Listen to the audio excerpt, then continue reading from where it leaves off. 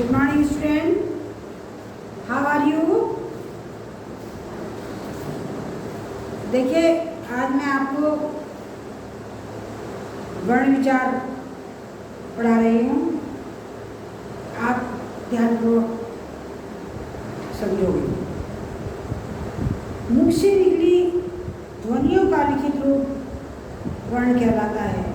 जो हमारे मुख से ध्वनि निकलती है उसका जो लिखित रूप होता है उसे वर्ण कहते हैं। वर्णों को लिपि के द्वारा लिखा जाता है। वर्णों को हम कह सकते हैं लिपि के द्वारा। लिपि में प्रत्येक वर्ण के लिए एक निश्चित चिन्ह होता है। लिपि में प्रत्येक वर्ण के लिए एक निश्चित चिन्ह होता है। जैसे क, ख, ग, अ, आ।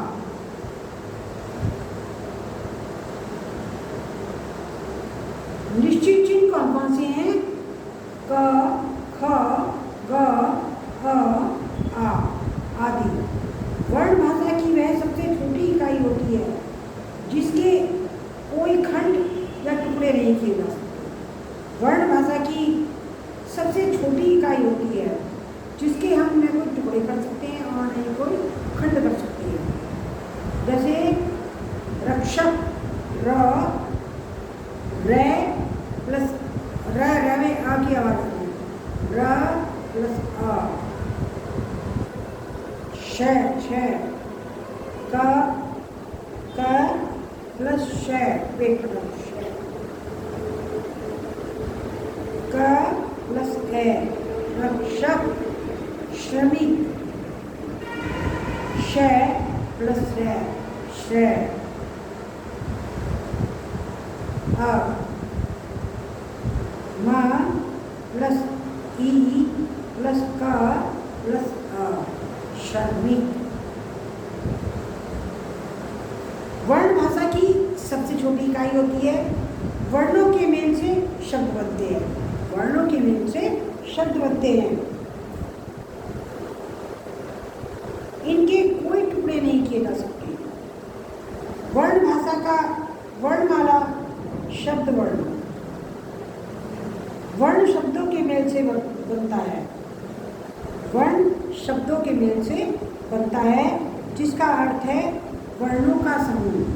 जिसका अर्थ है वर्णों का समूह।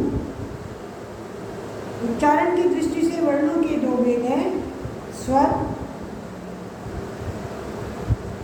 तथा व्यंजन। नंबर 1 स्वर, नंबर 2 व्यंजन। स्वर जिन वर्णों के उच्चारण में अन्य वर्णों का सहारा नहीं लेना पड़ता, यानी दूसरे वर्णों का सहारा नहीं लेता है और हवा हमारे मुंह से बिना किसी रुकावट के निकलती है।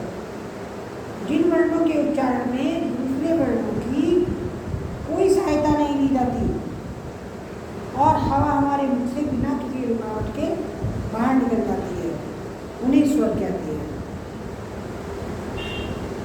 जिन वर्णों के उच्चारण किसी अन्य वर्ण की सहायता के बिना किया जाता है वे स्वर कहलाते हैं।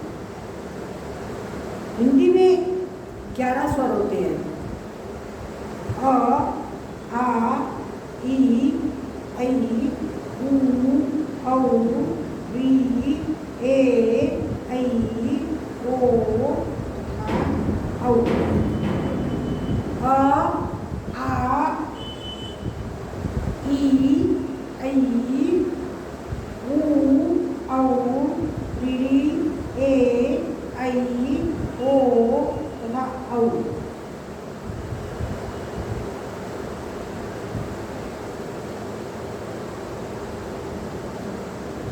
स्वर कितने होते हैं? 11 होते हैं। अभी मैंने आपको समझाया। उच्चारण में लगने वाले समय के आधार पर स्वरों के निम्नलिखित 3 भेद होते हैं। ह्रस्व स्वर, ह्रस्व स्वर, दीर्घ स्वर, क्लुप्त स्वर।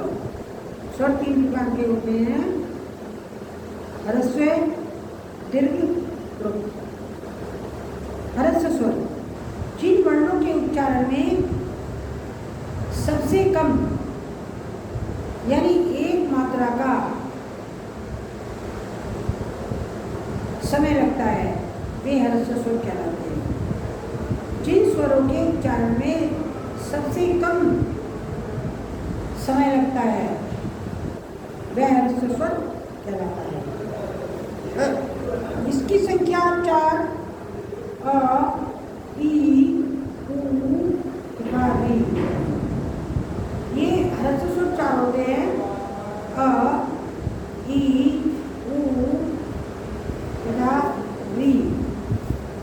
इनकी संख्या 4 है, अ, ई, ए तथा री। ह्रस्व स्वरों को मूल स्वर भी कहा जाता है। ह्रस्व स्वरों को मूल स्वर भी कहा जाता है। अब है दीर्घ स्वर।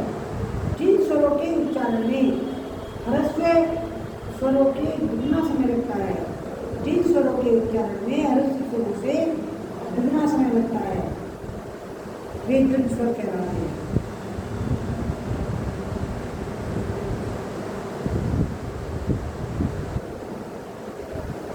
ये 7 है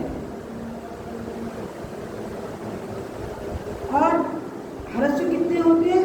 4 और दीर्घ कितने होते हैं? 5।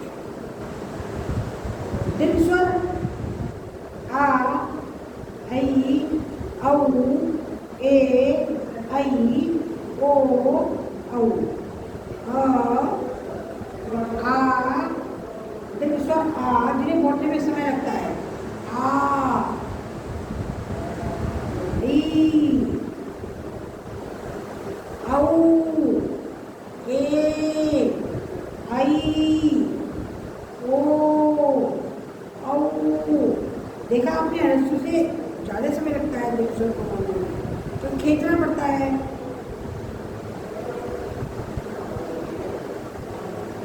अब है प्लुत स्वर।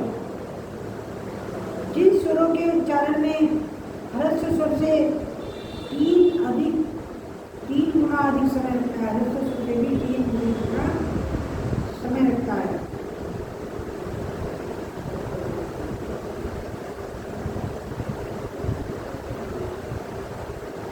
जिन स्वरों के उच्चारण में ह्रस्व स्वर से 3 गुना समय लगता है उन्हें प्लुत स्वर कहते हैं। इसका चिन्ह है ऐसे, ऐसे करके इसका चिन्ह ऐसे।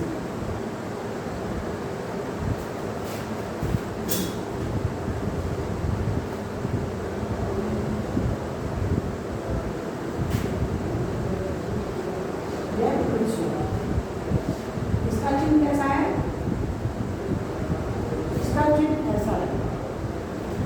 ये प्लुत स्वर का चिन्ह है, प्लुत स्वर का चिन्ह है।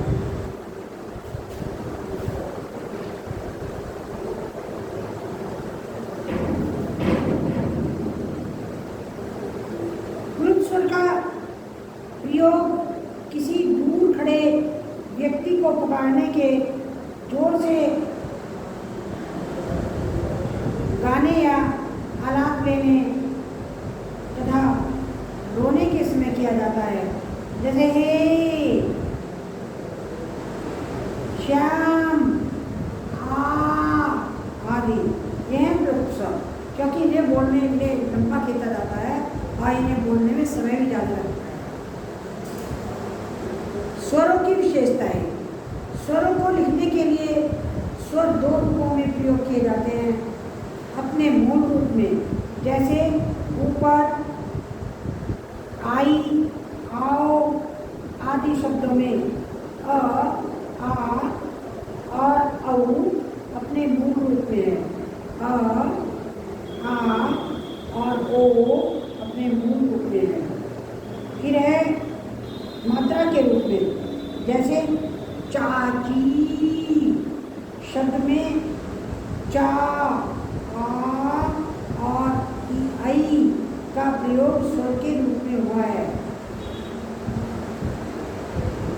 च प्लस आ, चा। ची, च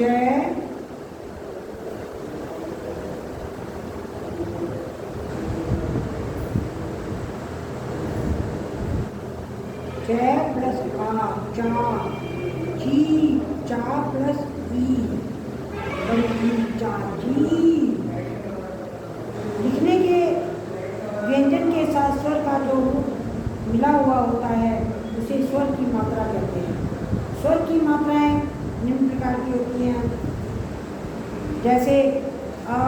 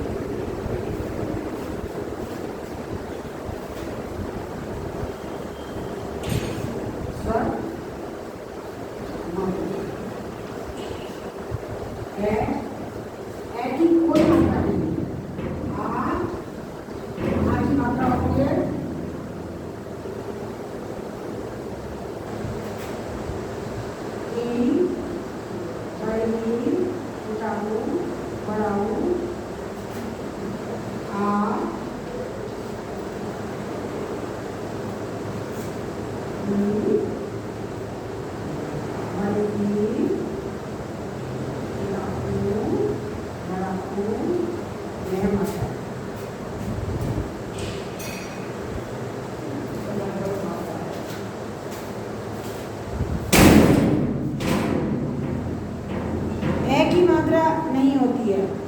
ए सभी व्यंजनों में होता है और ऊ तथा औ स्वर की मात्राओं का प्रयोग व्यंजनों के नीचे किया जाता है, लेकिन र में ये मात्राएं मात्राएं आगे लगाई जाती है।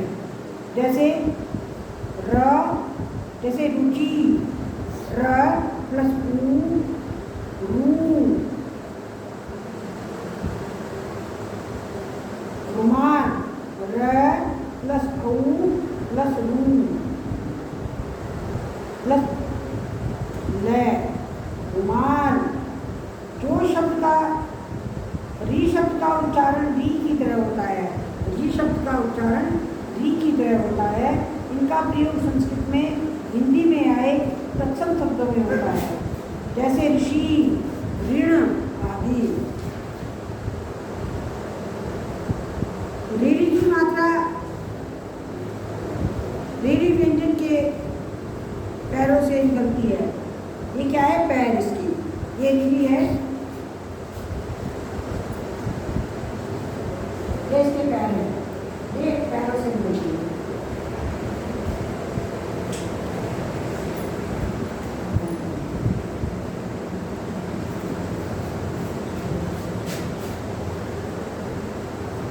ये कहाँ से निकलती है? पैरों से।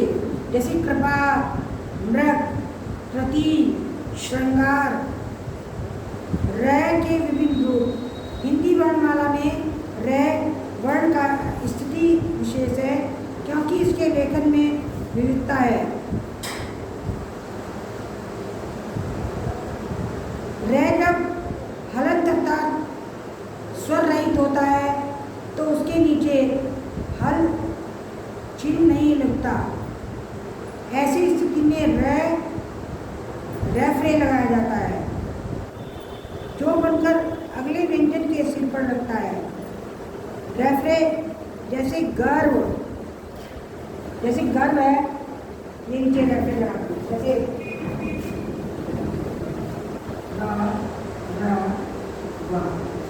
अब हम इसे कैसे लिखेंगे?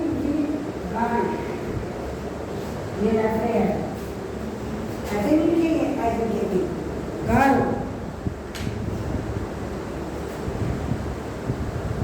गर्भ, पर्व, वर्ष। फिर है जब र से पहले व्यंजन हलंत होता है तब इसका उच्चारण प्रयुक्त वर्ण के बाद होता है। जैसे तो, र से पहले वर्ण पूरा लिखा जाता है, र का रूप विकृत हो जाता है। पाई वाले व्यंजनों के बाद प्रयुक्त र पाई के नीचे लिखा जाता है, उसके प्रयुक्त होता है। जैसे क, प्लस रे क्र, जैसे का प्लस रे क्र,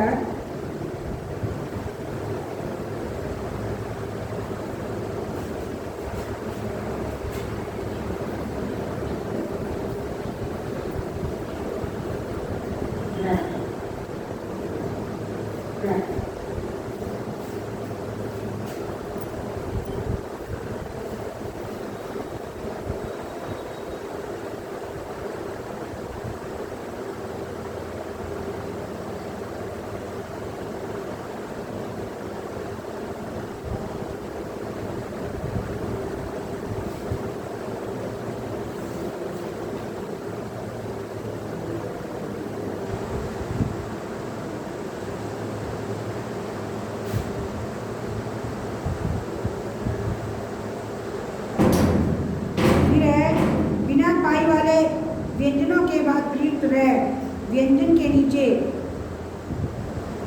के रूप में प्रयुक्त होता है। ट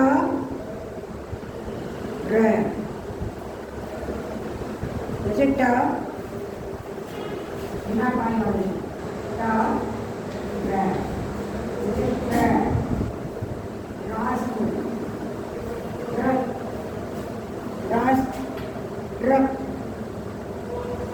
ट्रे ट्रे ट्रे, जैसे ड्राइवर में ट्रे, ये बिना पाई वाले। अयोग अ अंग तथा अ ऐसी ध्वनियाँ हैं जिन्हें अयोगवा कहा जाता है। अयोगवा का अर्थ होता है स्वर और व्यंजनों में न रहने पर भी साथ रहे।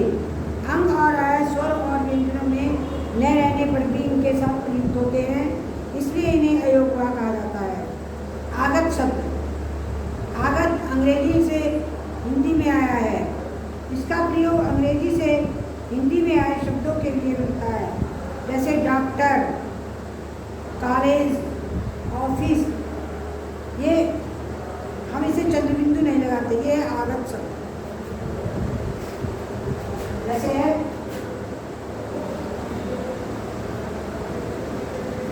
डॉक्टर, डॉक्टर में ये लगेगा, इसके नीचे कितनी नहीं लगेगी। डॉक्टर, कॉलेज, ये आगत शब्द, ये है आगत शब्द। फिर है अनुस्वार शब्द। इसका प्रयोग ऊपर बिंदी लगाई जाती है इसमें अनुस्वार में, और इसका उच्चारण जैसे गंगा, तिरंगा, संतरा आदि। फिर अनुनासिक शब्द, इसके उच्चारण के समय नाक तथा मुंह दोनों से हवा बाहर निकलती है। अनुस्वार में नाक से हवा बाहर निकलती है और अनुनासिक में नाक और मुंह दोनों से हवा बाहर निकलती है बिना किसी रुकावट के। इसमें चंद्र बिंदु लगाया जाता है, जैसे आंगन, हंसना, मुंह आदि। आंगन के ऊपर चंद्र बिंदु लगाई जाती है। चंद्र बिंदु ये है, ये है चंद्र बिंदु। आंगन, देखो पहले आगत शब्द में डॉक्टर, डॉक्टर में हम पीछे बिंदी लगाएंगे, आधा चंद्रमा बनाएंगे, और इसमें पूरी बिंदी आधा चंद्रमा बना करके बिंदी लगाएंगे।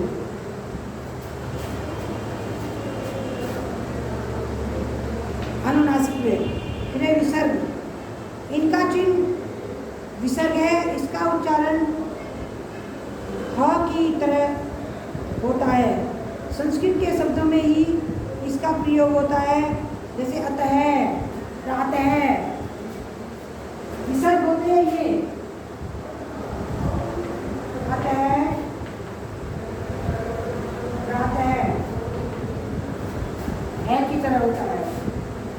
व्यंजन, जिन वर्णों का उच्चारण स्वरों की सहायता से किया जाता है वे व्यंजन कहलाते हैं। इसका उच्चारण निर्बाध नहीं होता, यानी उच्चारण रुककर बाहर निकलता है, पहले रुकता है फिर बाहर निकलता है। ये मूल रूप से 33 होते हैं। संयुक्त व्यंजन, विकसित व्यंजन को मिलाकर इसकी संख्या 39 होती है। जैसे क वर्ग, च वर्ग, ट वर्ग, ट वर्ग, प वर्ग, अंतस्थ, ऊष्म, संयुक्त, अन्य, कुल। क, ख, ग, घ, ङ, च, छ, ज, झ, ट, ठ, ड, ढ, ढ, त, थ, प, फ, ब, भ, म, य, ब, ह, ब, भ, म, य, र, ल, व।